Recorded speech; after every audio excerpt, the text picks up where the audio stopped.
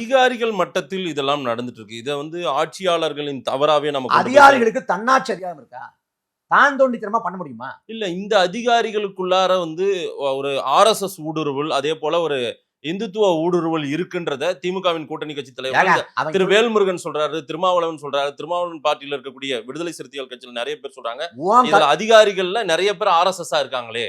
சரி, ஆர்எஸ் இருந்துட்டு போட்டோம், சங் பரிவாரம் இருந்துட்டு போட்டோம். முதலமைச்சர் யாரு?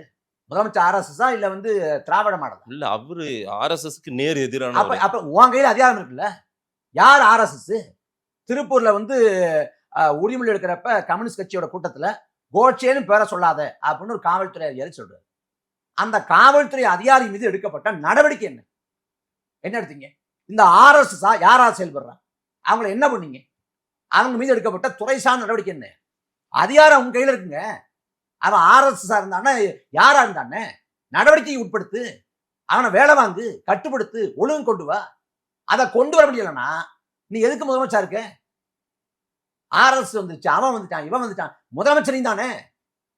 உங்க கையில இருக்கக்கூடிய அதிகாரத்தை பயன்படுத்தி இந்த நிர்வாகத்தை ஒழுங்கா செய்ய முடியாதுன்னா நீங்க மாநில சுயாட்சியை விட்டு என்ன பண்ண போறீங்க?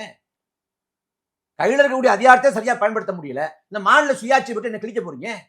தமிழ்நாட்டை கருணாநிதி குடும்பத்துக்கு பட்டா போட்டு கொடுக்குறது.